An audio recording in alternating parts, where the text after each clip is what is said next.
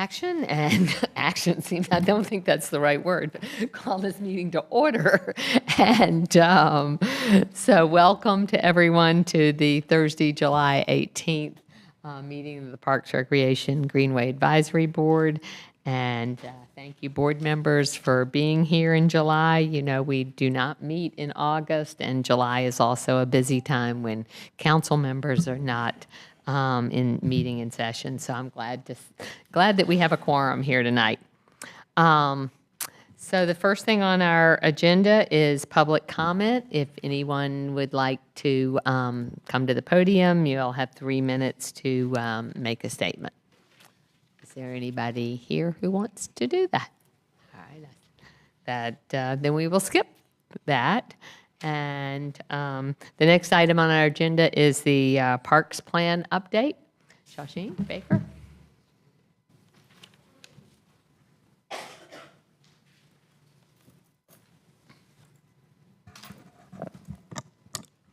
Good evening. I'm Shasheen Baker with Raleigh Parks, here again to present a progress report on the system plan update. By this time, you probably are very familiar with the project scope. 2014 system plan adopted, and park system that adopted 10 years ago, and now it's time to update it. And the scope of this project includes the equity and park access standards update, the 10-year progress report, as well as updating the implementation plan, and in addition, conducting fee study and the policy update. We have conducted a very intensive engagement process from both the community as well as staff. And this is, I'm glad to say that this is our last progress report to this board. We have made several trips in between engagement phases. And I'm going to, at the end of this presentation, we'll talk about how you get to review the actual draft final report. As presented earlier, we have confirmed the vision, which is bring people to parks and parks to people, refine the guiding principles.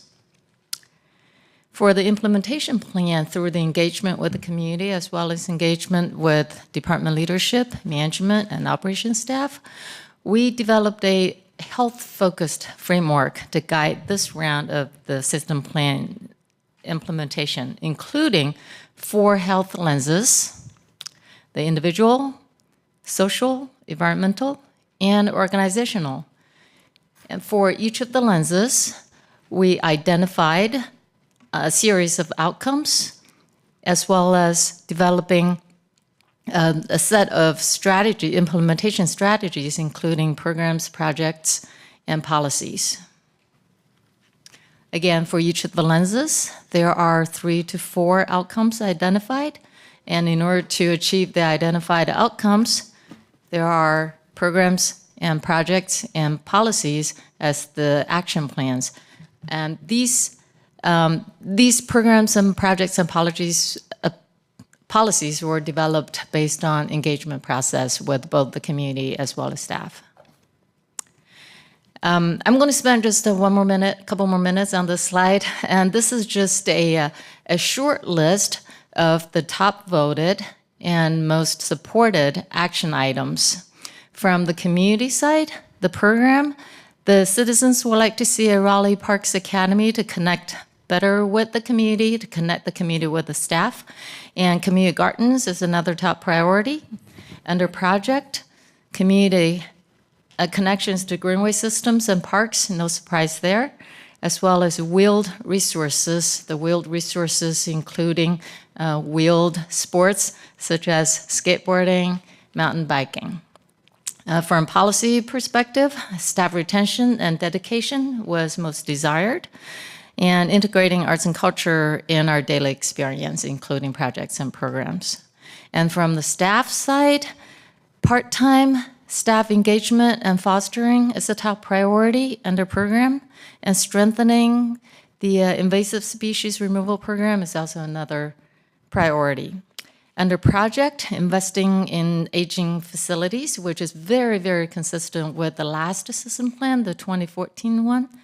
Connection to parks and greenways, that's very consistent with what we heard from the community as well.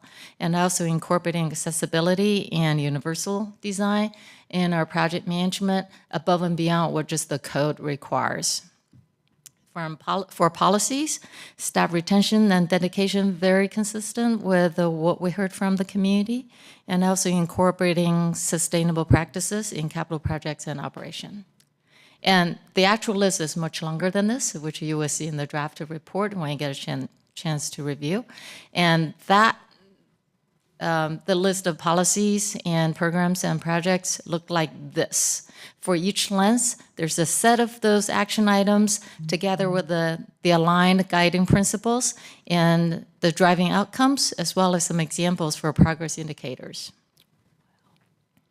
This is what the report looks like. Chapter 1, introduction, very typical executive summary, and what has changed in the community since the last system plan and how to use this document.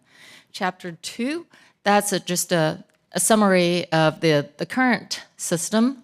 And Chapter 3, that talks about the planning process, particularly the engagement, and also key findings from the engagement, as well as summary of best practices nationwide.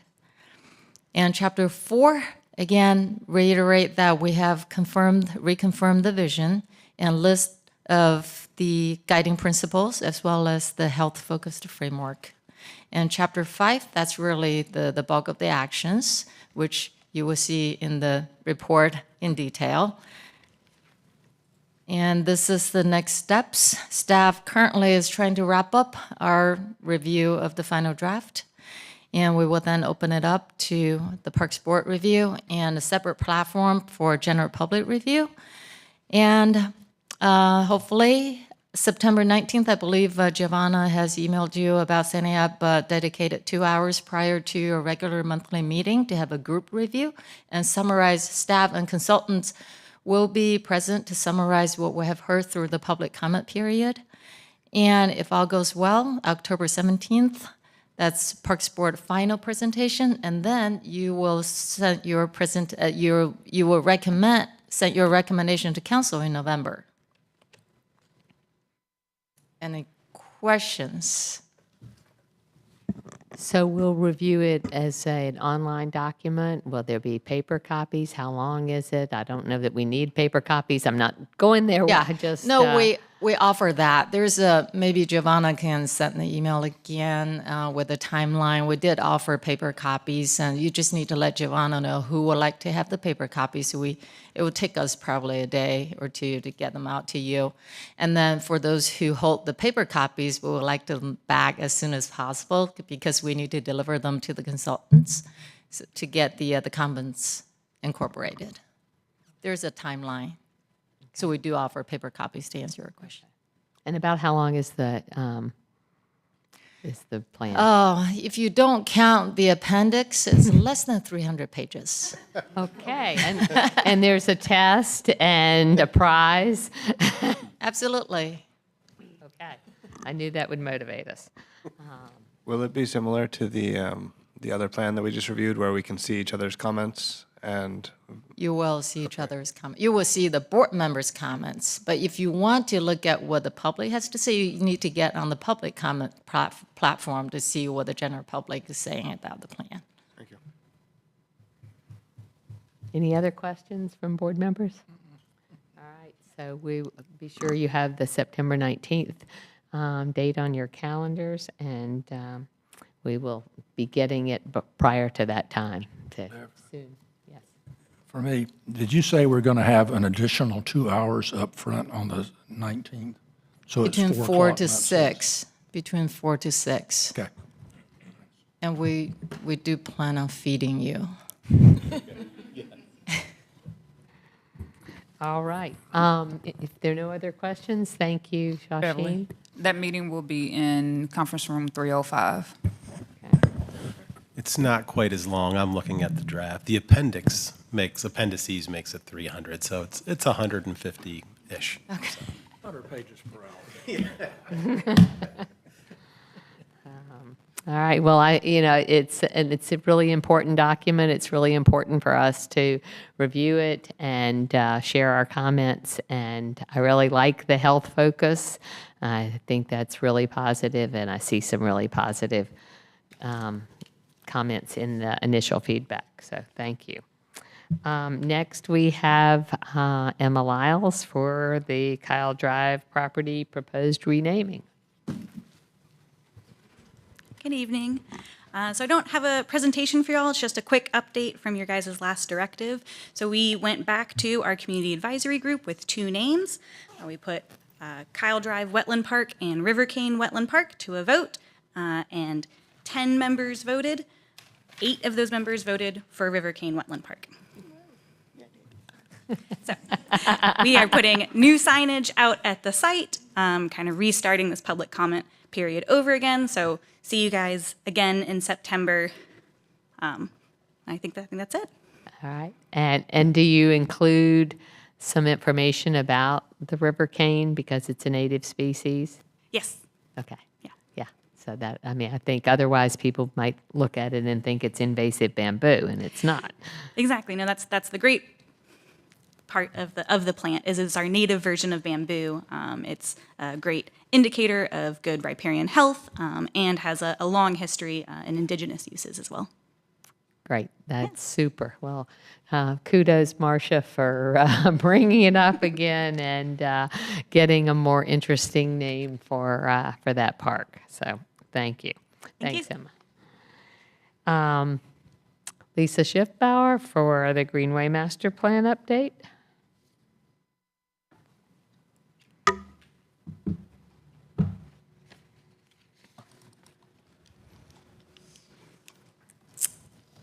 Good evening, everyone. We're moving quickly, so I'll get on with it.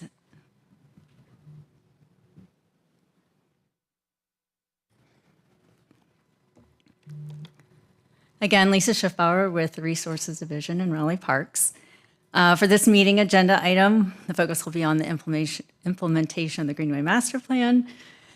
Firstly, we'll update you on the progress of implementing recommendations from the 100-day action plan, including ongoing and intermediate action items. Secondly, we'll provide an update on our collaboration with the planning and development team, the city's attorney's office regarding comprehensive plan and unified development ordinance updates. You may recall that staff gave a presentation to City Council at a work session in June and have received their support to begin those collaboration efforts. We want to additionally confirm this board's support in pursuing those updates with further research, including legal feasibility and draft ordinance language. And that's all in collaboration with City Attorney's Office and Planning and Development. Lastly, we'll touch base on the next milestones of that implementation process. So in April 2022, the City Council adopted the Capital Area Greenway Master Plan, which I believe a lot of you were part of that process. That original plan was created in 1976, updated in 1989. That plan that was adopted communicates the environmental, recreational, transportation benefits of the Greenway system, and it establishes clear priorities and recommendations for expanding and reinvestment. The categories listed on the slide are fundamental to the framework of the master plan that will address the growing needs of the system. There are 170 action items that are categorized as ongoing, intermediate, and short-term. That plan also featured a 100-day action plan outlining those next critical steps in realizing that community's vision. We've successfully implemented a majority of those items, and we're now moving on to the recommendations to implement updates to the comprehensive plan and the UDO. In the next couple slides, I'll highlight accomplishments that staff has made since the adoption. A lot of you are familiar with the Parks Bond projects and the Greenway projects that are included in that list of projects. Big Branch Connector We've initiated the planning and design phase of that. There's some upcoming public engagement meetings that you all will be invited to. Marsh Creek Trail feasibility, that's a future project, fiscal year 26. Lake Wheeler Road, a neighborhood and community connections, and then the investment projects include Walnut Creek and the Lakeland West Loop. Does anybody have any questions regarding those project priorities or anything at that point? No. Okay. Okay. So we also have made a pretty big investment in safety, which has been a priority of our team and the city. A lot of that funding is coming from the penny for parks in making those improvements. There's some capital improvement projects such as upgrading some of our more slippery surfaces with timber, the pedestrian structures with concrete deck surfacing.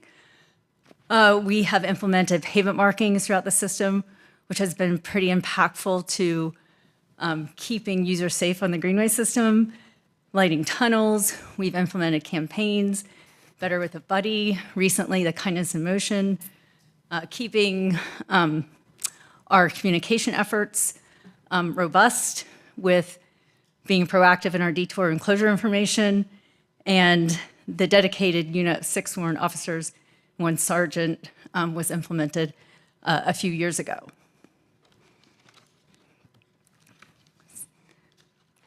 So in our Yes. Just while we're on that, can we get a future report from either RPD or from park staff on the activities of that task force?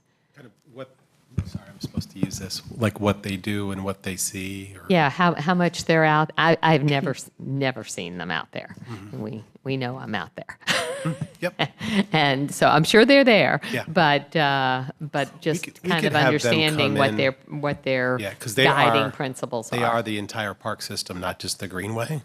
So that's an important item. But I do think it would be beneficial for the board to put a name with a face. We talk to them probably every day, believe it or not. So, but yeah, we can set up something this fall where they come and introduce themselves, kind of what they do, what they see, and what they can encourage you as ambassadors to look for. Yeah, that would be great. Thank you. And I had thought when it was implemented that it was specific to Greenways because of issues there, but I did not realize that Parks it was and Greenways. Parks and Yep. Greenways. Good to know. All right, so in our ongoing efforts to enhance Greenway experience, we've made significant strides in both amenities and wayfinding. We've introduced more amenities, including bike repair, benches, and trash receptacles throughout the system. Additionally, we're excited to announce our glow-in-the-dark innovation project featuring QR code integration along a section of the Crabtree Creek Greenway near Atlantic Boulevard. On the wayfinding front, we've replaced existing signage for improved clarity and visibility throughout the system. A comprehensive wayfinding plan project has been initiated, which will bolster enhanced designs for signage across the network. And then to assist visitors, we are also revising our Greenway Pocket Map.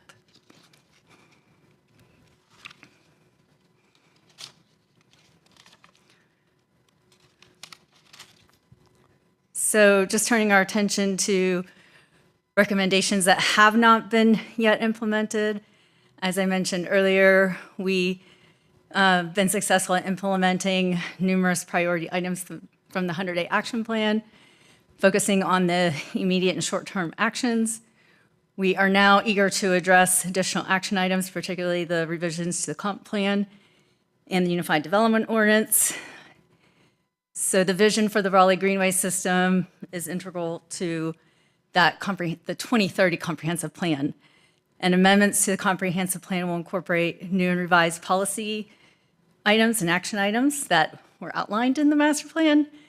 And these proposed amendments are categorized into environmental considerations, trails as active transportation, development requirements, and updating some terminology. The recommendations will also inform, the recommendations that we make for the UDO will inform, the recommendations as part of the comp plan will inform the Unified Development Ordinance. And currently, we are very much in the idea generation phase of researching and drafting those amendments for future review. Lisa, at the June Greenway Committee meeting, you gave a really clear description distinguishing between the UDO and the comp plan, and so you may be headed to that next, and if so, I'll give you a segue, but if not, I think that's a really important distinction for folks. So I can quickly just speak to that. So the UDO, or I'm sorry, the comprehensive plan is the first thing that will need to be changed to make those UDO edits. The Unified Development Ordinance is the site development ordinance that helps get those dedication of greenway easements, and the comprehensive plan is more conceptual, bigger ideas. And so we need the comprehensive plan amendments to drive the UDO text changes. So the first goal would be to make those changes in the comprehensive to get the ideas there. And then the more, I guess, detailed requirements go into the UDO. And I'm sorry, you're in the process of drafting the language for the, okay. And will we see that, or how? Yes, we will. And so I'll go over that in our last slide with future touch points. And it's important because our UDO is not nearly as progressive as a city as, for instance, Cary's is on what developers are required to do. So there's models out there that staff is looking at. Yeah, and that's part of our research is looking at comparison communities that have more robust requirements, and then looking at the legalities of what our city attorneys are comfortable with pursuing. So the development of the Raleigh Greenway system hinges on collaborating with private developers, as we know, to safeguard the designated open space corridors and complete the system as part of a multimodal transportation network. And so implementing the comprehensive amendments, as I mentioned, will require changes to the Unified Development Ordinance. The Greenway Master Plan proposes updates based on research aligning with regulatory framework, community expectations, and national best practices. We have initiated discussions and sought guidance from our key stakeholders, which are the City Attorney's Office, Raleigh Transportation, Planning and Development. And again, those UDO ideas are still in the idea generation, researching, and drafting phases. Before drafting those UDO text amendments, we'll again be consulting with our legal network, and those proposed changes fall into these categories here. So the first one being Greenway easement location standard width requirements, trail construction requirements with incentives for development, or development incentives, I should say. And then the third one being trail-oriented development and bolstering our design standards. So last slide, next steps and touch points. As I mentioned, there's a comprehensive plan, UDO, comprehensive plan amendment. Changes will come first. That is a process that's a little bit different from the UDO text changes. May move a little bit quicker than UDO, but you can see here that both processes, we will come back to the Parks Board, including the committee, for review of that draft language. And so we're looking today for just support from the board to say, yes, we support you in moving these recommendations forward. All right, first, are there any questions? My question is time frame. Can you share with us how long you think it'll be to, what your timeline is for first comp plan and then, I was looking at my coworker back here to tell me the answer. We are looking at probably a 6 to 9 month timeframe. for comp Again, plan? Are you I think doing, 6 do you months for work on comp these plan. in parallel processes? Yeah, we're going to parallel the process. Again, comp plan changes are only going to help really with guiding our UDO changes. So we want to make that happen first. Right. And so, but we'll do both in parallel. And so we've been talking to the right people in other departments to move both of those processes forward.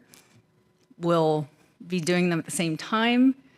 But again, they're going to have different, we'll most likely bring them to you at separate times so that we can keep the conversations a little bit separate and focus on the comprehensive plan, and then maybe a session to review the UDO. So maybe November or December, we'll see the first comp plan thing, since that would be. I think that sounds good. Okay. All right, that's helpful. Other questions? So definitely support this. All right, will there be like rounds of public commentary to provide ideas for the comprehensive plan? So the comp plan, Emma, can you help me with that? So we won't be doing like a separate public comment period driven by us. The public comment periods will be a part of the Planning Commission and City Council process that we go through. Okay. And if we have ideas or we hear ideas from other members of the public, should we bring them directly to you? I guess what is the method for giving you feedback? I think that you could communicate those ideas to us. We heard a lot of ideas from the public engagement process, from the Greenway Master Plan, and a lot of recommendations are already in, for example, developer-built trails. So having developers build the trails is just instead of dedicating an easement to us. So that's just one example, but we have a lot of recommendations already. You could look at the master plan. You can contact us and find out whether or not those are things we're already looking at. But the recommendations that are in the master plan are pretty robust, and a lot of what other communities are doing in their networks. And so if there's something that we missed, then happy to take that information. Thank you. Yeah, and probably bring that to the Greenway Committee would be the best way to get that through the process. Okay. Was there any thought about adding Blueways to the Greenway Master Plan? I feel like there's been a lot of talk about Blueways, especially with the Neuse River Park and connecting parks that way. We have the Blueway master person here.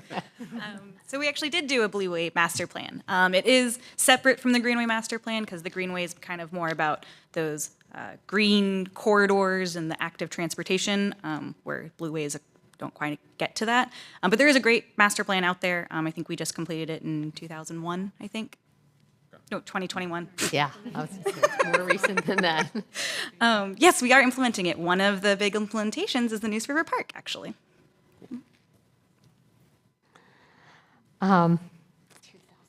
So you asked for approval. I don't know whether you want to vote. When I read the recommended action, I was, have to be real specific here, but I don't think it's appropriate for us to endorse comp plan and UDO updates because we don't have any updates in front of us. But we endorse the process. That's what we're looking for. Okay. Endorsement I'm much more of the comfortable with process. that. So I would entertain a motion that we endorse the. Yes, the process to begin the changes to the comp plan and UDO. Great. Any other questions? All in favor? Thank you. Thank you. Oh, okay. I think I'm next, right? I do want one just last comment from my notes here. You know, when I read your paragraph on the UDO text changes, it says, and build out the full scope of the Greenway system as part of an integrated multimodal transportation network. It is our largest park. And it will never be resilient enough to be a key element. It will be a partial element of our transportation network. I think that's important for us all to keep in mind. It's a park first. I think especially with the update to the bike plan that's coming out too. Sorry. Yep. So, and then next action item is Kyle Drive. We have Emma Lyles back again. Hello. Really excited to be here tonight. We've had 10 months working on this master plan, all coming right towards this moment. We have a lot of people here tonight with us. Several members of our advisory group are going to help us with the presentation, as well as our consultant, Withers Ravenel, is going to walk us through the master plan. Before I dive in, though, I just wanted to share with you guys our CAG adopted vision statement. Inspired by the Beaver Dam Creek Wetland, Kyle Drive Property Park will connect visitors to nature and serve as an inclusive community hub, providing nature-based recreation, multi-generational activities, and enhancement of the natural environment. This is a really great vision statement, agreed on it really early on in the process, and it's really, really been a great goal. So when you have all these documents, now that we've voted on a new name for the park, will the documents all get They'll modified? get updated once the name becomes official, yes. Okay. So we had to kind of backtrack, and now we're calling everything Kyle Drive Property Park. Okay. So it doesn't sound like the name. So what we're covering tonight is a little bit of that project introduction, talking about the budget, schedule, site context, the community engagement that we went through, and then diving deep into the proposed master plan, talking about the site inventory and analysis, the proposed amenities, and the cost estimate and next steps. So, as you guys are familiar, I've talked to you guys before about this. As part of the 2022 Parks Bond, we have funding not only for community engagement and master plan development, but also for design and construction. Very exciting. We have $9 million.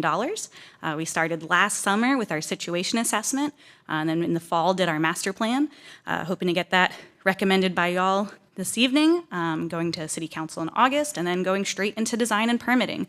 And we'll be doing that for a while, and then hoping to break ground in 2026, hopefully. A little bit of site context. So Kyle Drive property, it's about 27 acres located at 4700 Kyle Drive near the intersection of Lewisburg Road and Valley Stream Drive within Council District B. It's a very diverse area with a higher percentage of the BIPOC population as compared to the city average. Nearby parks include Marsh Creek Park, Green Road Park, Buffalo Road Athletic Park, and Spring Forest Road Park. It kind of sits right in the middle of all those four, so filling a little hole in a donut, if you will. And then I kind of rushed through my slides because I'm so excited to pass it over to the CAG. So they're going to introduce themselves one by one and talk a little bit slower than I have. Emma, you're always fast. Faster than I thought she would be. Hi, everybody. I am Sherry. So I am a part of Community Advisory Group for Kyle Drive, and we have been working on this process since October of last year, so 10 months, like Emma said. And so I just wanted to get into it. This project has been a community-focused engagement project, and we have included input from many other people, which included the general public, stakeholders such as the neighbors who live adjacent to the park. We also have local developers and environmentalists and the community advisory group who is here tonight. So the input from CAG was instrumental in establishing a comprehensive vision for the park and guiding the design team on the provision of specific park facilities, features, and potential, sorry, I got lost. Programming. The CAG members, we served as ambassadors for the park project during the planning process, and we also had the input from CAG was instrumental. So I just want to add too being a part of this community advisory group, I will say I have never thought that this was possible. I didn't know this was available to someone like me or to the community. I thought people just made the decisions, like people like y'all just sitting here and we're going to make a decision on this park.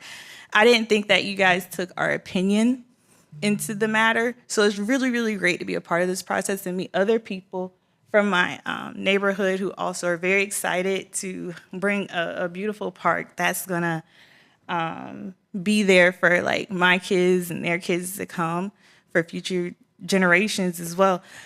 I know with one of the workshops, Emma and Lauren and everyone provided, they had our kids come and they were able to pick out the different parks that they, well, not parks, like playgrounds, a more natural playground or a more traditional playground, and which ones did they prefer.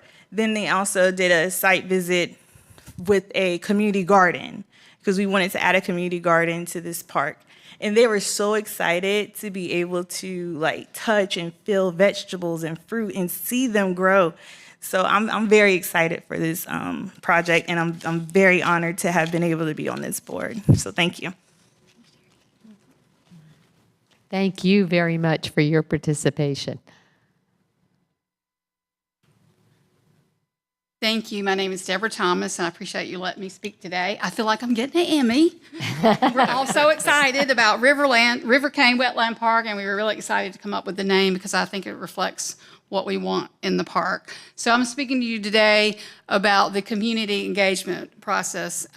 Like the person that spoke before me, Sherry, I really didn't understand what went into this and how much the community can be involved in it. So it's great to see what all went into that process. So we introduced the community to the site, and we asked residents to give their input on possible programs that, and they got to vote on their preferred options.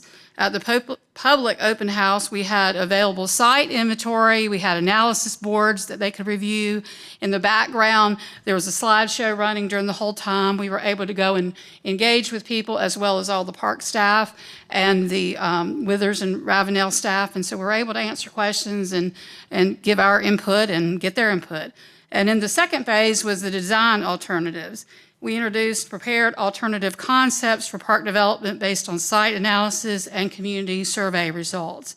And those were regarding such things as recreational needs, whether there's a basketball court going in or a pickleball court, play areas, and many more things, what they wanted, their aspirations from a park, and perspectives on the appropriate level of development.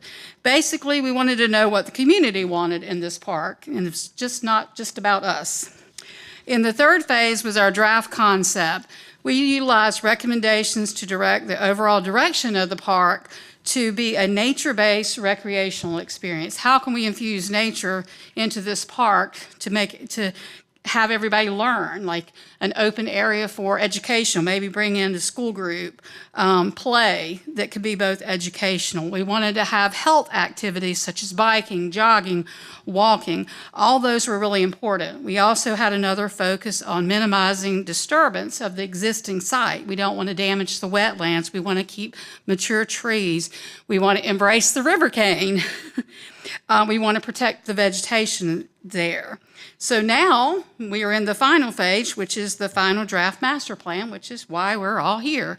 And I have a personal note too. I have a new grandchild that's 10 months old, and I cannot wait to take him to this park. It's not very far from my house.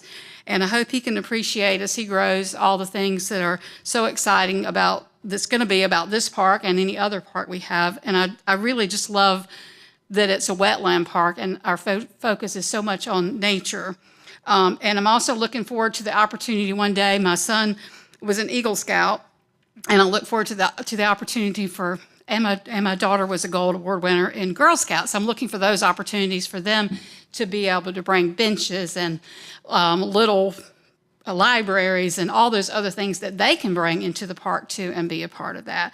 I appreciate you letting me speak and look forward to approval of our draft master plan. Thank you. May I say something? Absolutely. You're an outstanding presenter. Fantastic. I like to talk a lot. It works. Hello. My name's Adam Schreiner, and I was part of the CAG. I'm in a local neighborhood by the proposed Kyle Drive Park. And I'm here to speak to you today about the site inventory and analysis. Deborah talked a little bit about the wetland and the features of the park, and we got the opportunity to do a site visit, really get to see and be inspired by the land there. So a couple features about the park and the site inventory. The most influential site features present on the park property are the Beaver Dam Creek wetland. This is a portion of a 100-plus acre wetland complex that extends beyond the limits of the property. There are also 2 streams that traverse the site. So we've found ways within the proposed plan to highlight these through boardwalk and site access. Protection of these sensitive riparian features is of the utmost importance and has been prioritized through the project. Adjacent residential land uses and the existing street network offer opportunities to connect nearby neighborhoods, like my own, to the park and provide access. The Beaver Dam Creek Greenway corridor traverses the site, which is slated for future trail development. Development of this portion of the Greenway network will eventually connect to Marsh Creek Park, Buffalo Road Athletic Park, and Spring Forest Road Park. The master plan includes trail connectivity across the park site. And when we did community engagement surveys, 91% of participants said this was a priority for them, Greenway trail construction priority. And that looking at the Greenway master plan, the connector to Marsh Creek Park is a Tier 1 priority and Spring Forest Tier 2. So we also look forward to the connectivity, being able to walk with our kids and our families over to the park in the future. Thank you. Thank you very much. And another, awesome. Hi, my name is Rebecca Torcaso Sanchez. I am a Raleigh native, like many of the community advisory group members that I have had the pleasure to get to know better in this experience. I'm really appreciative of this opportunity to come be a part of this process, and I think this really speaks to your new proposed motto of bringing people to parks and parks to people. So thank you for having us. All right, so the site contains mostly younger hardwoods and has evidence of past logging. So in the eastern portion of the wetlands, there is a large stand of the native river cane, which are tall grassy reeds that is technically a bamboo. And river cane is ecologically important, which someone was asking about before, as it prevents erosion and provides habitat for native species. And it has been used as an indigenous resource for centuries. The site currently contains also invasive species present throughout the property. So these include the Japanese stiltgrass, marsh dayflower, and Chinese privet. In the wetland, invasive species include lizard tail, which is dominant where the water is deepest. Tag alder, climbing boneset, and smartweeds are dominant where the water is shallower. The wetland and adjacent upland of the Kyle Drive property are important wildlife areas. Observing species including waterfowl, woodpeckers, white-tailed deer, raccoon, and eastern box turtles. In my first site visit there, I saw a really nice also cluster of oyster mushrooms growing on the trees. So for people who are into foraging activities, I think this will go nicely with our food forest plans. And there's a presence of both wetland and upland areas within the park that are highly beneficial for many species of amphibians and reptiles. And they require these distinct environments to complete their life cycles. Consequently, the proposed plan does designate low-impact development in the southern area of the park, which is located south of the creek. And this will preserve that critical habitat corridor that the herptiles will use to migrate between the upper and lower wetland regions.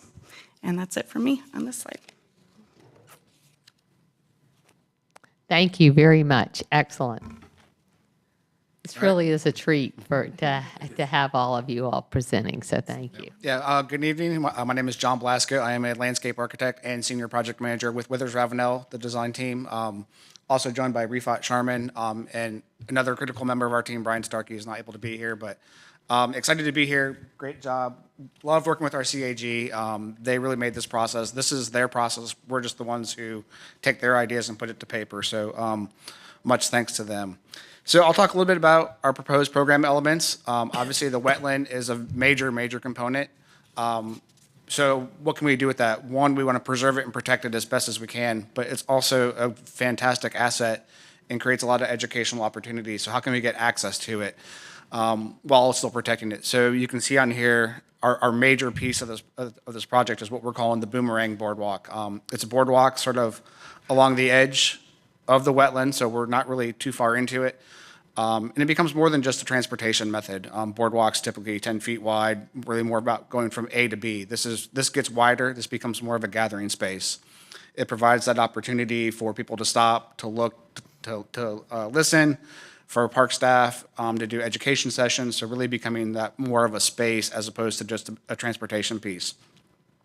Most of our program and our development is anchored in the northern piece of the property, basically between the creek and the road. This is the most developable area of the property. This is the best access, so this is where we have our parking.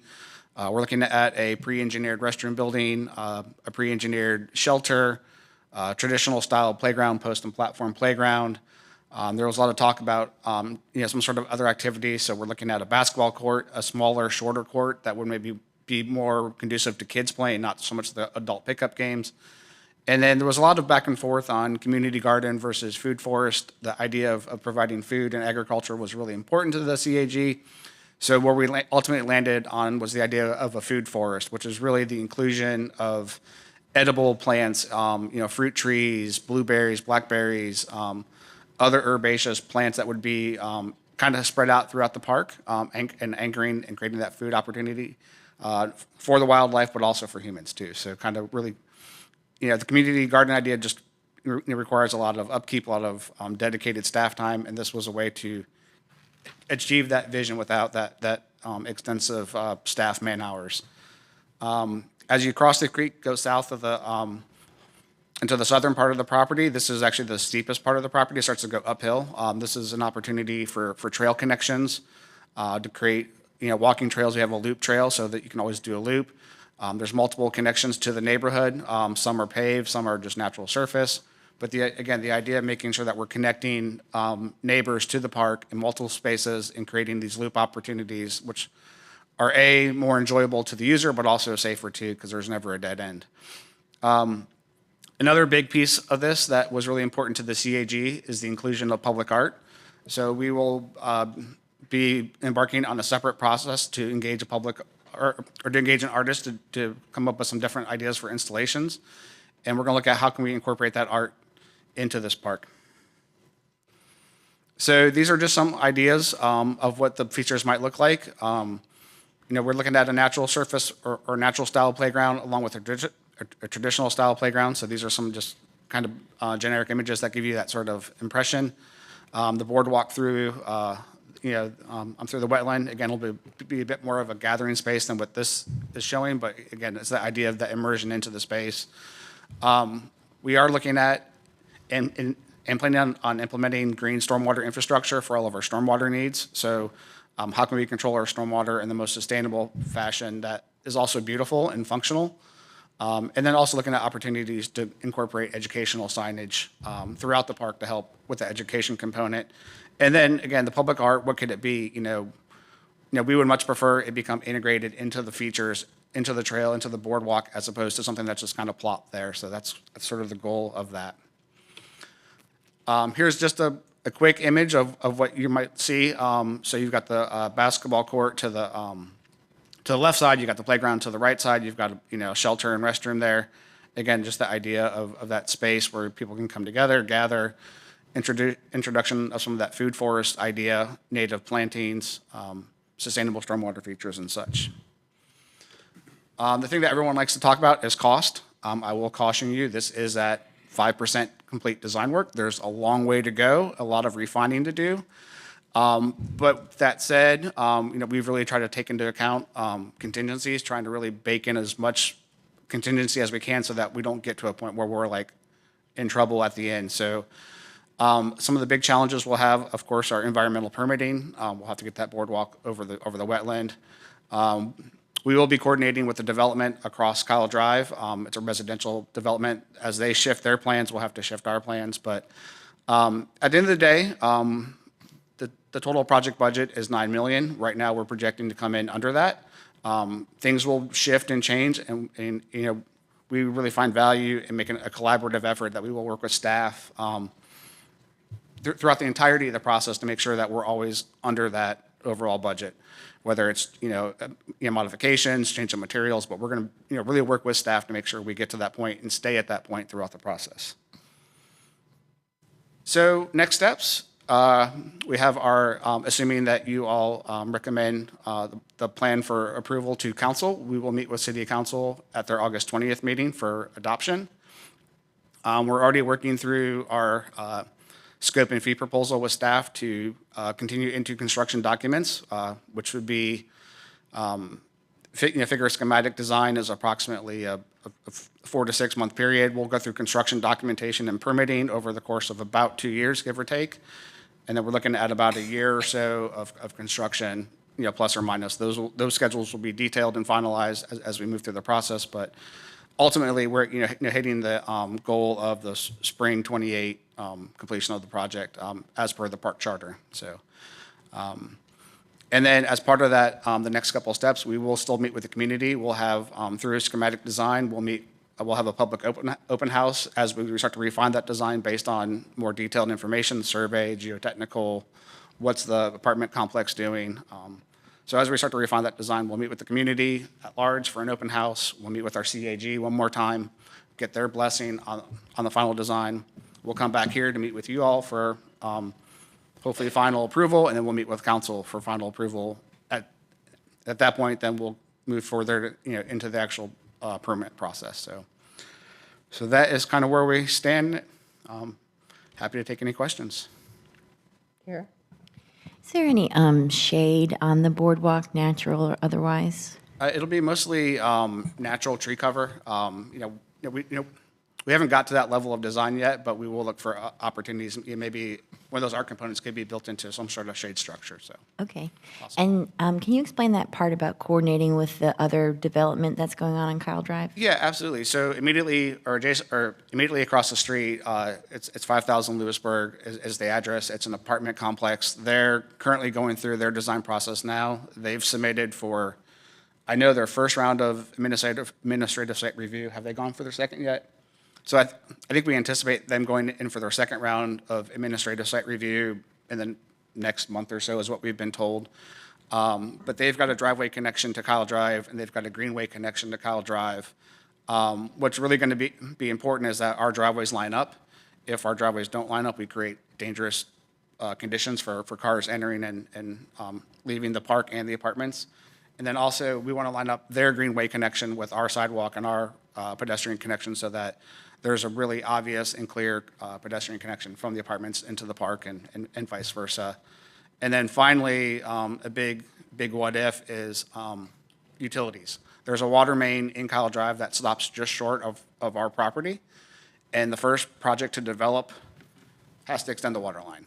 And the water line extension is not cheap, so fingers crossed that they're first, which would save us a considerable amount of money. So there's a lot of coordination still to do with them. We've had open communications with McAdams, who is the company who is doing the engineering on that. We've had a couple phone calls with them and been talking through where they stand, where we stand, and making sure that we're coordinating.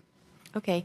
Well, I was also going to ask, can we speed up whatever we're doing in 2025 to get closer to making this park come to life? But that was my question too. Because it seems like a long time. Yeah, unfortunately, the permitting process is lengthy. We've got to go through environmental permitting through the state and through the federal, through Army Corps of Engineers. That process alone can take upwards of 6 months just to get through that. We've got also several other state agencies to go through. We've got local agencies to go through for permitting. So, we've been working with Emma and her team to finalize the schedule, but it's just a lot of moving parts, a lot of complexity through the environmental aspects that, we'll move as fast as we can, but we're kind of beholden a little bit too.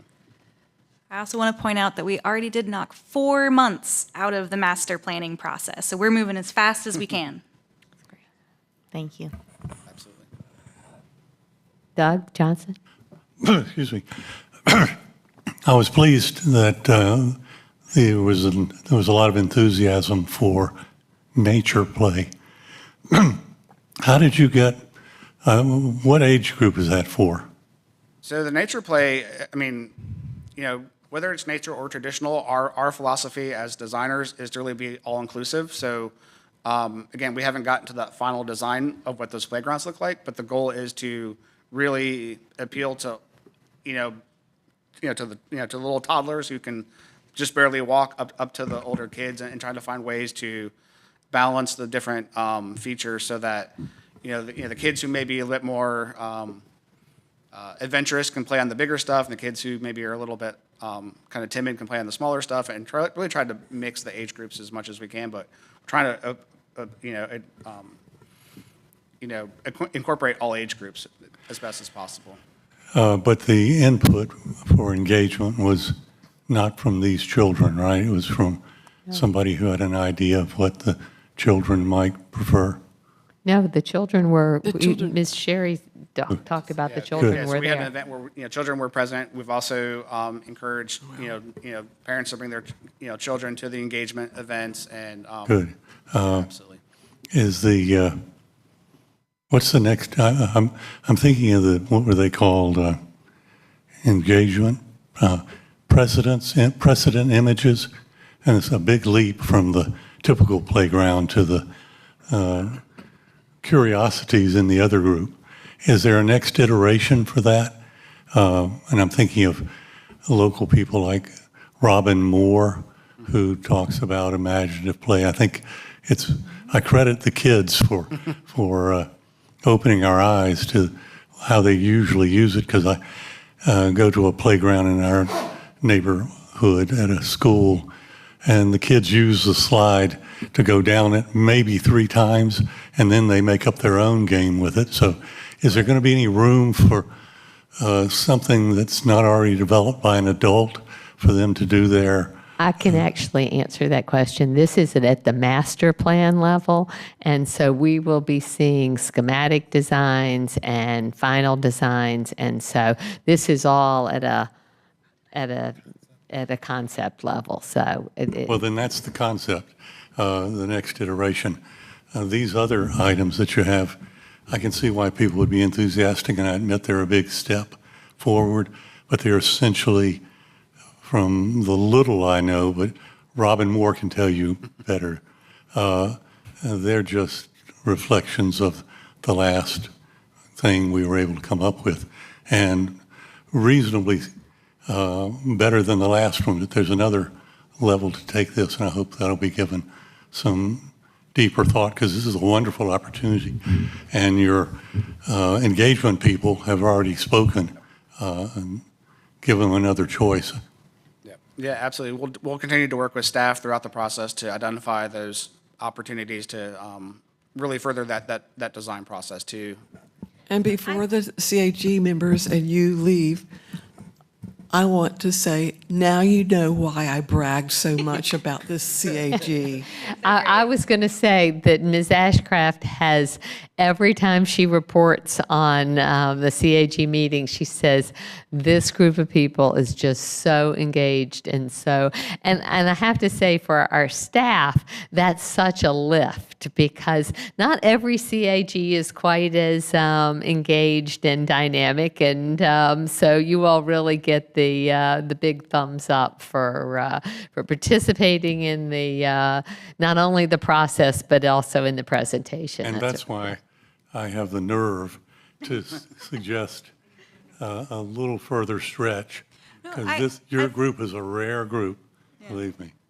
I've got a great answer for you, though. So you can see here we have our nature play right here. You can notice right next to it we have stream access. And so we specifically kind of co-located those together so you can kind of get to the more of that imaginative adventure play that's less prescribed within the confines of the playground. I'm going to come to you for an image, precedent image. I think that's the term you used for the toe There should in, be an image in the for the report. toe in the water. There will be at the next level. Yeah, the toe in the water image. You play in the creek yourself, Doug. That's why I'm talking about this. I have a question related to follow up on Kara's question related to timing. I know you all did compress the master plan, and that was actually at a direction of council across the board to make these master plan processes. So it meant more meetings more quickly for folks, and I really appreciate that. On the other hand, your granddaughter's going to be 5 when this is finished. And so I think, and our staff doesn't build these. We have engineering services that does that. So my question is, in a bigger picture, are you looking, this is to the Parks Director, at ways that we can, where the rub points are? Sure. Because we need to resolve those rub points, and we need to not just, expediting the master plan is awesome, but we have to figure out our own, the permitting comes from the city of Raleigh people. and it's, I hear developers complain, but when it's slowing down our own projects, that really causes me heartburn. We have the easy permits, but when you go to the Army Corps of Engineers, it's like going into an abyss. Yeah. To be honest with you. I do and that's one federal agency. We can layer on DEQ, which we have to hit multiple agencies. I would just say, to John's extent, and I always think that I was almost DMing Shasheen to say 2028, but we did, we spent about 2 years preparing, and we actually had independent third parties verify our schedule. So we came up with them, and they're like, yeah, that's about what it's going to take time for you to do it. Well, appreciate that you've gone through that process. It is a little bit of a heartbreak, and I do hope that we can, as we're rolling out these 2022 bond projects, that we can work with our consultants and with our own and with DEQ and the Corps to figure out how do we deliver these projects more expeditiously. We've definitely taken a lot of efforts in the master plan to coordinate interdepartmentally. So we've already had a preliminary sketch plan review with the trades to kind of, hopefully, once it comes in for permitting, they know about it. We've had several charrettes with all of the staff who do the different trade reviews, so everyone's aware of the project and what we're proposing and is supportive. Great. Well, I think we didn't used to hear that on master plans, so. And I'll also add to that we've also have started the jurisdictional determination of the streams and wetlands with Army Corps and NCDWR. Those are in process. So that one critical step that's been started that will be really important when we get to that environmental permitting for the wetland impacts. And if to pull out the technical stuff that John just went through, so we meet with our deputy city manager and our assistant city manager every other week. We have created dashboards so that they can see who is off schedule, who is over budget, with the ultimate goal of turning those into public-facing dashboards so you can see red, yellow, green type. So we are going to be the beta testing for the future transportation bonds, and housing bonds is going to be this parks bond. So, okay, yeah. That's great. Well, you've heard it No from pressure to my multiple team. people at this table, and it is something that we all care about, is seeing these projects come to fruition. Can I ask a question? I apologize in advance because I don't know much about this. I've been told that currently it's a misdemeanor to pick fruit from plants on city property. If that's so, shouldn't we look at changing that? Because, We did. say again? We did already. We Okay, did. then I was told Yeah. correctly. It wasn't a misdemeanor, but in order for us to have community gardens, we had to change our ordinance on foraging. And this is not our first food forest in our system. The first one is at Walnut Creek Wetland Park. Across the, How does it work exactly? Is there signage? Signage, yeah. It's kind of, you can put in edible landscaping, but it's not a food forest until people know what it is and how to harvest it. So, we got a grant through the NRPA for implementation of the food forest there. And we were waiting on a different sewer project to wrap up, but the signage just went in a couple months ago, and it is gorgeous. If you haven't seen it, it's amazing. The plants might take a while to fruit, they got to establish, but the sign's already out. well, there are blueberry plants through Marshall Park along before you get to Blue Ridge Road, and I see those. The deer like them too, though. A comment and a question first. The comment, thank you to the CAG for coming to present this. I really like the master plan. You have a lot going on, but it's not busy. It's a good, ambitious park design. Question related to Stephen, and we previously talked about the difficulties of the Army Corps of Engineer permitting. Is it just the boardwalk that is held up by that, or is the entire park, could they be done in parallel in case one thing takes a long time? Yep, this is a great question. I will ask John to chime in, but I'm not going to pay him billable hours when we have to have him go back and change designs. So you really are at kind of a pause until you get some response from the regulatory agencies, because it can be very inefficient if we're just asking him change based off of each rendition. Okay. Yeah. Sorry to say billable hours, but that's really the most straightforward thing. It's really a cost control to say we got to pause because if we get something back we didn't expect, we have to have him go back and redraw it. Makes sense. Right, and then kind of follow up on that too is, typically the city of Raleigh will not give their final approval on the site plan permits unless all the other permits are in hand. So we'll need our erosion control, we'll need our wetland impacts, we'll need our stream crossing, we'll need our floodplain development. A good portion of this is in floodplain, so we're gonna have to go through what we call a no-rise study to make sure that we're not altering the floodplain at all. So with our work, so we'll have to have all that in hand before or before development services would give us that final thumbs up that here's your final permits, go for it. So we'll have to have it all kind of there in hand. All right, thank you. Very good. Any other questions? Thank you all very much. Thank you to the CAG for coming out tonight and being here and taking your time. We greatly appreciate it. That's a first. They've really been the best. If I talk more about it, I'll cry. But you guys got to still vote, though. Okay, yeah. Oh, yeah. So may I have a motion to approve the master plan as presented? I move. All right. Second. All right. All in favor? Any other questions? Okay. Aye. All in favor? Say aye. Aye. Any opposed? All right. Great. It is approved. Onward. Expedited. All right. Next is the director's report. Thank you. Oh, I have one other question, and it's related to the director's report because I zoomed in on the maps for all the rezoning thing. And so you said that the development across the street, are they required to put in a greenway as part of that? We were talking about that. It was one of their zoning conditions. And the same developer is coming in north of Lewisburg as well.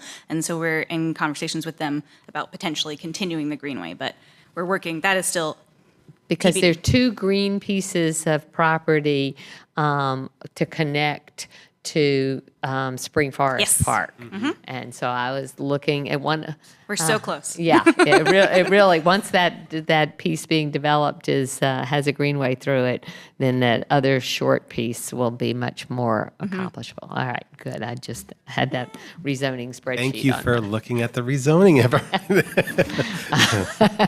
You probably wish I didn't look at all of this stuff. No, I always appreciate when staff puts it together that the board members look at it. Good evening and thank you. We had a number of approvals on the city council agenda right before their break on July 2nd. we have initiated our second year of our bond project. So Sertoma, we are starting design on the Sertoma Arts Center. We've hired an architect for that. We've hired a landscape architecture firm for advancing the master plan for Aaronsbrook. So if most of the board doesn't realize, we adopted the master plan, we had no money. So now this will move into schematic design, which will come before you. Congratulations on your work plan. So hopefully you all have a copy of it. We have a number of items we're going to be jumping right into, including working with SWAT on the tree plan. And also congratulations, the council's endorsed moving forward with the neighborhood connection projects. Good feedback. The council asked, are we spending all the money? We said, no, we're holding some in reserve to make sure cost overruns and that we would come back to you on any other projects if there are residuals. The council is pausing on the appointment of any new boards and commissions, and I'll allow Madam Chair to talk about it in her remarks. And we've already been working with the chair on the applications and information from the clerk's office. Just a number of really cool things going on across the park system. Before I jump to that one, next week you have a tour of the Play Plaza, so make sure it is on your calendars and that you wear good, sturdy shoes. We'll have the helmet for you and the vests and the goggles or the glasses, but the shoes will be on you. 9 a.m. 9 a.m., yes, sir. Yep. Rain or shine? What's that? Rain or shine? Based on today's rain, we will let you know the night before. Yep. Is that good, Giovanna? Okay. All right. Just some high points. We have a new mural titled Asian Joy that's going to go at the Raleigh Union Station. Its unveiling is the 21st at 4 p.m. And this month, July, is Parks and Recreation Month. So we celebrate our profession across the country. And this year's campaign, which is established by our national organization, is Where You Belong. Giovanna has the opportunity for you to get your picture taken before you leave tonight, and on it we can write where you think you belong in the park system. So that is something that our marketing staff came up with, which is great. We had a really cool partnership. So Ligon High School had their 60th class reunion at Chavis last weekend, and we did what we called a history harvest. So individuals came in and we interviewed over 50 people, recorded 9 interviews, and 17 people came up and said, I have something that we feel like we would want to donate to the museum. So that was something through our historic resources and museums and a community advocate, Miss Lynette Williams, who helped us facilitate that. And if you've seen a lot of high school students when they announce college, they have signing day and they put the baseball cap on. We have signing day when you sign up for your kids for fall sports, and we put a backdrop up, and it's just a way for the kids to have fun with their parents and get their picture taken. Our next, talking about foraging, our next community garden is going to go in at Eastgate, and a nonprofit partner called Hollows Community Garden Group is helping us facilitate it. And there is a build day on August 3rd, so please show up. And if you know anybody who is passionate about community gardens, we're hiring a community garden coordinator. It's roughly about 30 hours a week, but it'll be our first position committed to community gardens. Yep, very exciting. And we've listed in here, we have an end of the summer teen pool party. We had a celebration in June honoring Dr. Norman Camp, and there is a huge book. I don't know if you've seen it at Walnut Creek Wetland Park, but the former center director wrote a children's book, and it's larger than life, and it's called Norman Builds a Park, and it's honoring his legacy in PEJ and the Walnut Creek watershed. But it was very well attended. Congresswoman Ross attended and several council members. And then we are more than halfway through our Partnership Raleigh Conservation Internship Program, where we have 7 high school students working in a whole bunch of conservation projects across the park system. And then your link, as Madam Chair said, to the zoning spreadsheet is in your backup. that's. Two questions. Yes. You mentioned the youth hiring project at the end there. Yeah, And in the the past, we've had Conservation Corps participants. Did we do that this? Are we doing that this summer? I guess Yeah, it would we be have underway two now. programs. One is funded by the Dix Park Conservancy and their Dix Park Centric. This is our group as a parks department that we use across the system. My goal is to combine so we have one, and maybe you spend 1 week at Dix Park and you spend a week at Durant. So Charles is leading that. Part of it is where the money comes from. So Housing and Neighborhoods pays for a lot of the one for us. So we're working with the Conservancy and Housing and Neighborhoods to say, can we just have a Raleigh Youth Corps So instead that what you described is the Raleigh Youth. That is the Raleigh one. It's kind of yes. been renamed, maybe. Yes, Okay. yes, it's the Conservation Partnership. Yep. Yeah. Okay. Yep. But our goal, again, is not to have one at one location, and it's just to have a youth corps for the whole park system. So that's Great. And then on the rezoning spreadsheet, is it possible to have a hot link to the actual rezoning case? The rezoning case number is there, but you can't click on it and see the parties. Or They used to be. I'll make sure. but Yeah. the streets were all hot. And Okay. So I could click through and see Gotcha. where they were. But Will do. That's an easy one. Yep. And that's all. All right, thank you very much. It's a busy time, and even though council's on break in July, the parks are at their busiest. So, report from the Parks Committee did not meet this month. We did not. Okay, that's what I thought.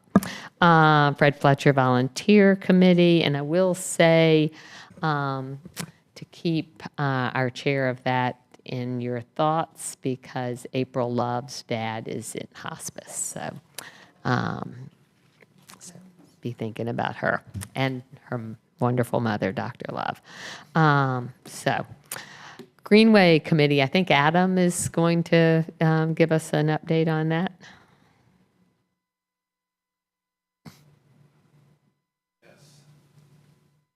So Jeff is out today. I think it's his father's birthday, which is very exciting.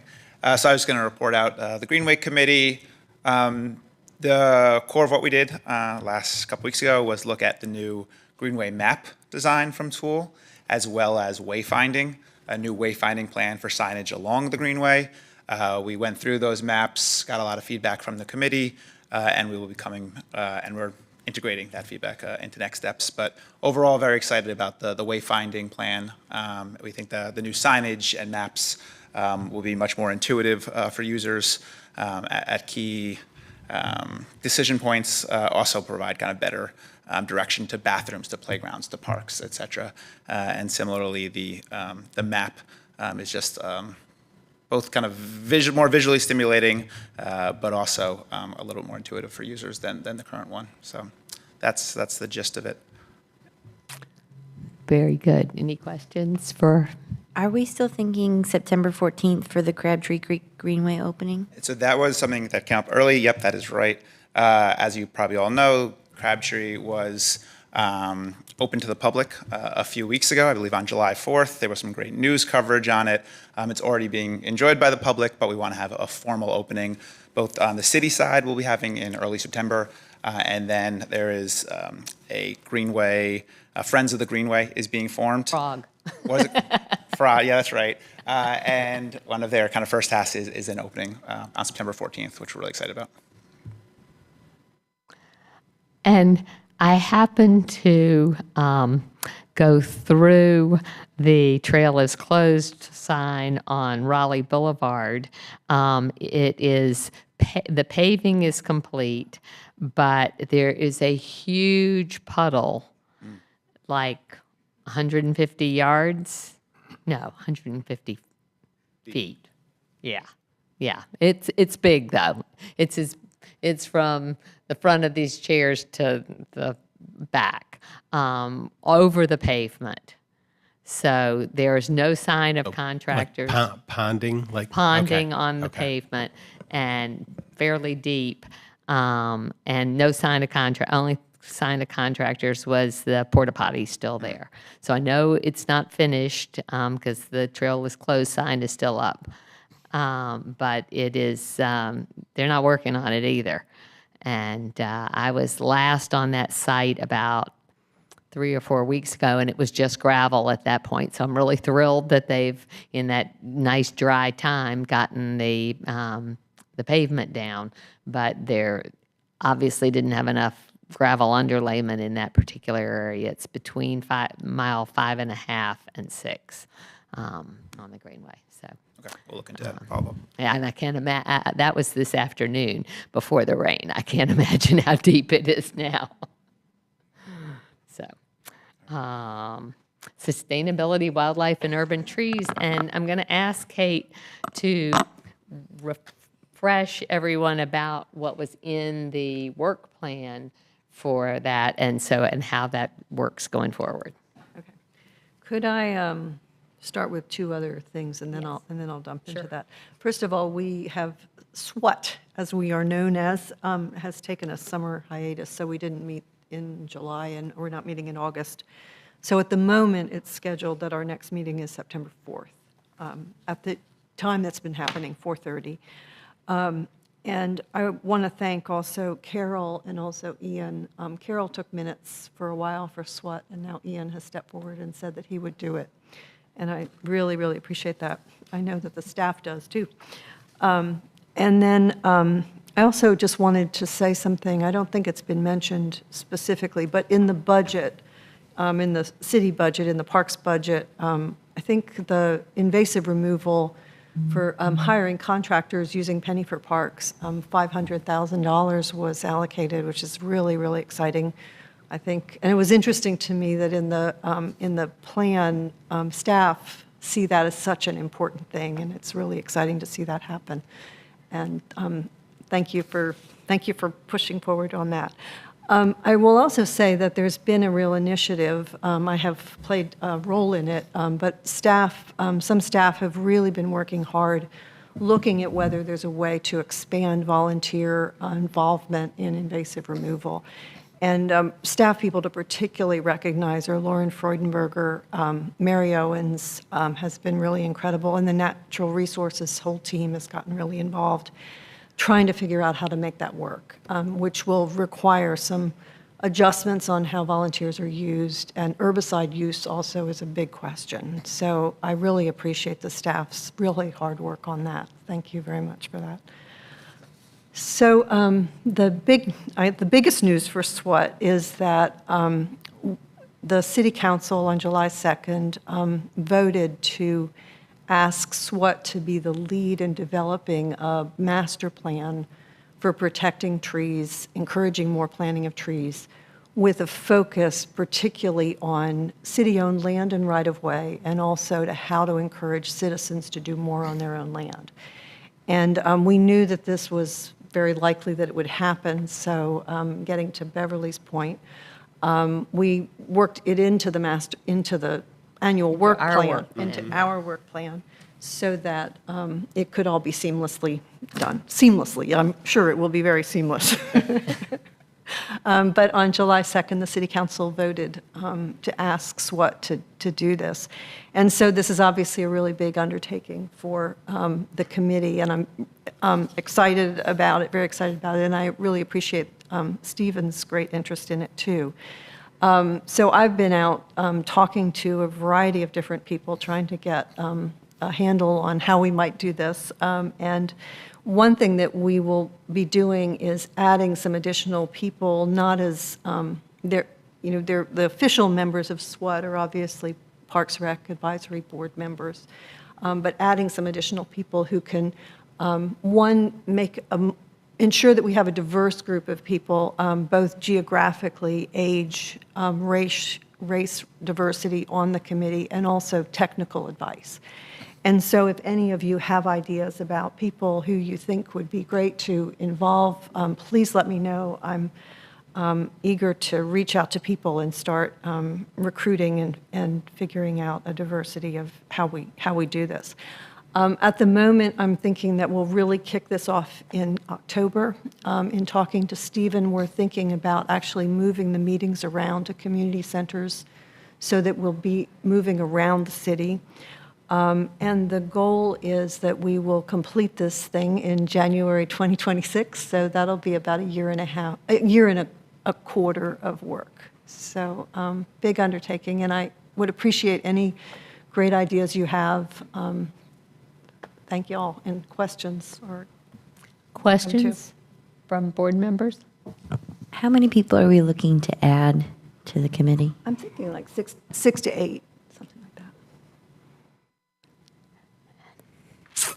So this will be, I mean, I think everybody in Raleigh cares about trees and is concerned about the loss of tree canopy. And so much of the city's growth has happened in such a way that we have a lot of trees that are the same age. So encouraging citizens to do things to protect trees on their property is one component. Looking at ways to preserve and increase trees on city property.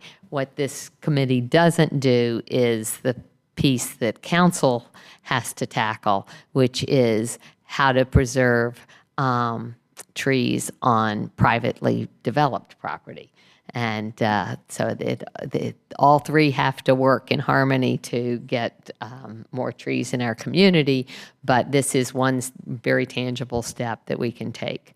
And so I was excited that it was part of our work plan, and excited to see it move forward through this Parks Board. So similar to all our committees, we'll get regular reports, and anyone always are able to go to the committee meetings if you can. So. Thank you, and we'll go on to liaison representatives. Arts Commission. Yes, Arts Commission met this week. Medal of Arts recipients have been selected for this year. There's a really good and really diverse slate, so those will be announced soon. I don't want to steal their thunder. If you guys have been down to Biltmore Hills Park, the rainwater cisterns that are there have new murals that have been painted on them. They look really cool. So if you guys ever go down there and check it out, you can see that. Stephen, you already mentioned the Asian Joy mural unveiling. I don't know if you mentioned the time, but July 21st at 4 p.m. there's a ceremony. So if you guys want to go to that. There's also new murals at City Market and on the downtown parklets. You guys may have already seen those.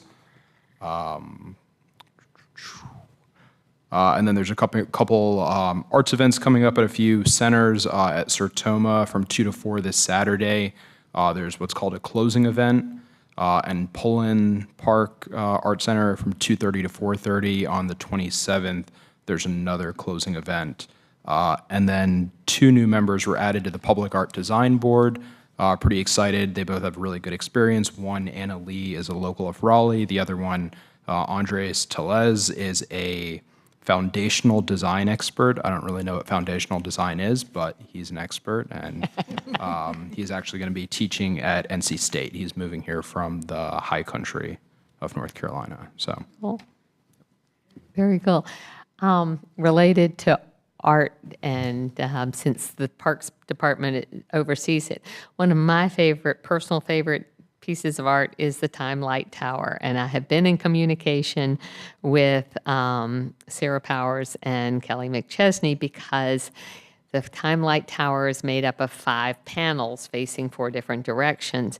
But if you're coming from the south, you can only see 4 panels, and if you're coming from the north, you can only see 3 panels. So they had put in a work order to Urban Forestry to. Yes. They're shrubs. They're crepe myrtles. It's okay. They're not native. And they're actually tea olives. And the folks went out there, and I guess they didn't understand the work order, and they didn't cut it down. That would have been actually okay they just limbed up. And so you can see from one side of Capitol to the other, but you still can't see the Time Light Tower. So I noticed that last week. That was the transportation department, so that wasn't. Oh, it was transportation. Yeah, and I think that had to do with maybe safety sighting. Okay, But, well, they still got, the Yeah. the Time Light Tower is still not Okay. fully visible. But I have been in communication with Kelly and Sarah, and I think, and the person who curates or stewards our collection is out of town this week. So they promised me that they're on it. I just want to say I'm okay with that. Okay, good. Okay. Because otherwise I have a really new cool chainsaw. And it would be very handy. It's battery operated. All right, sorry for that. Historic Cemeteries Advisory Board, I don't think we have a report there. No report. Oh, and and BPAC did not meet in July, so that is, and Dick's Leadership Committee meets next Tuesday, and Historic Resources and Museum Advisory Board, that's Jeff, and I don't know, I think they were busy with the Ligon meeting. Nomination ad hoc committee meeting. So that listing encompasses 2 items. One is that my term as chair ends in September when we elect a new chair and vice chair. And so if you will, if you are interested or want to nominate someone to serve as chair or vice chair, send those nominations to me. Since I'm rolling off, I'll just have that and I'll give it to Giovanna and we'll have a ballot at the September meeting. So let me know and I'll send it out an email to everyone because we do have a number of people not here. But if you're interested in serving as chair or vice chair or wish to nominate someone, let me know. Otherwise, the other really important part of our work plan was revising how members are chosen for this Parks Board. In the past, it's been pretty political. Somebody has reached out to a council member and said, gee, I want to be on this board. And that while that's all good and well, it doesn't assure that we end up with a diversity of geography and experience and expertise and all the other ways that we want to be a diverse and effective board. So some months ago, I asked the city clerk's office for the list of all the people who have applied for that. And they actually gave it to Stephen this past week, but it's kind of a mishmash. So he's working to get it cleaned up into a spreadsheet. And I've asked Gregory and Kara to serve on the nominating committee. And what they will do is read through this whole list and we'll look at making sure that we have diverse nominations. We still will not be selecting our own membership. We will give a list of 3 to 5 people to council, and from that, they will select who it is. But it opens up the process. There are people that applied ages ago, and now everybody will get sort of a fairer look, and we'll be reading through this. So as soon as I get the spreadsheet from Stephen, which literally just came out in the rough version on Monday from the city clerk's office, I will be getting it to you too. Then we will move forward in that. And so do encourage people to, if you know somebody who would be good and there's a apply here button on the website and they can do that. When do we want to have that recommendation list back to city council? Fast. I'll get you the updated Yeah. one. The clerk wanted to make sure you got like the most recent, because if you weren't going to meet for a month, she might Yeah. get a handful of applications. I'll have it for you next week. Yeah, So, good. yep. Did I hear a comment about Dix Park Leadership Committee meeting next Tuesday? It is next Tuesday, yes. I think it's going to be,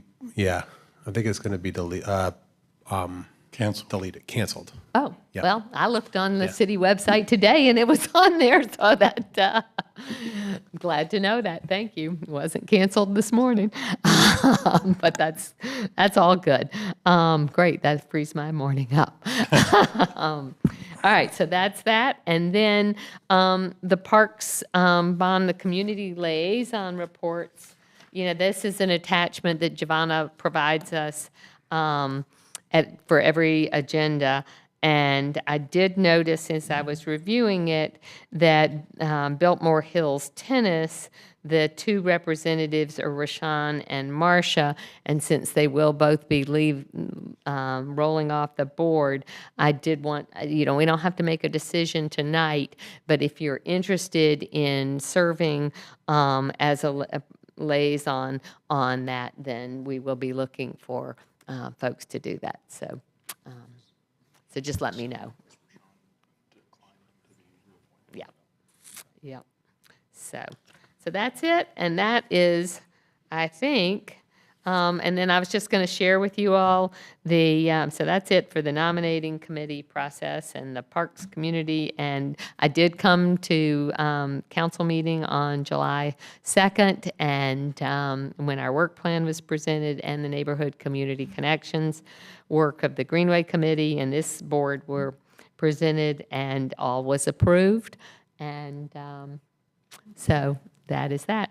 And to answer what Kara brought up, so also I don't think Adam mentioned this, but I think it's Wednesday, September, I know the date, I'm not sure what day of the week, September 10th will be the official city ribbon cutting.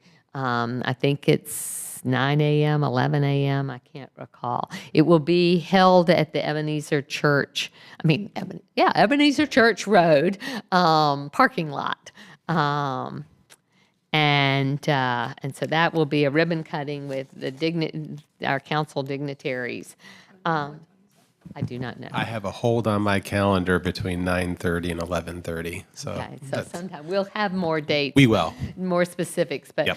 But then there is a committee, pardon? I was just going to say, what's the ribbon cutting for? Did I miss Oh, it? for the Crabtree Creek West Greenway extension, sorry. It's so immersed in my activity right now that so there is a new nonprofit that has been formed called Friends of the Raleigh Greenways, or FROG. Doesn't exactly line up, but it's close enough. Took some liberties there. And we are planning an event on the 14th, and that will be citywide. It will be a 5-mile bike ride, a 10-mile bike ride, a 5K run, and then a sort of a scoot, and those will be for 12 and up age people, and then we will do a fun run scooter stroller bike family down to the bridge, the new suspension bridge, and then turn around, which is a bit of a hike. But that will start at 5171 Glenwood Avenue, which is the back of the old Golden Corral offices, and there's a big parking lot there.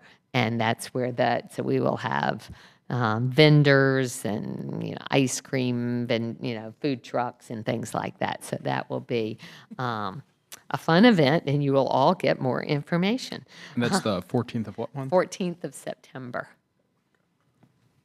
And the goal on the purpose for that is to raise money to put more art on the Greenway. So the city will guide us on where and what that can be, but we're raising funds for that purpose. So that is it from me, but the rest of anybody else have comments and activities that they would like to share? Just thanks to the Dix Park Conservancy and Raleigh Parks and everyone else that did the 4th of July. That was cool. I mean, even with the heat and then the rain and then the technical difficulties, it was still a fun event. Thank you. Good. Good. I'm glad you were able to make it. Anybody else have anything they want to share? Well, we have had, I thought it was a short meeting, but it was a little longer and a great presentation, and that was awesome. So thanks to everyone. And Giovanna, you have anything you need to tell us? I want to take a picture after the meeting. Okay. There's a dry erase, so it's a dry erase surface. And then you say where you belong. Okay. All right. Awesome. Well, and with that, this meeting is adjourned.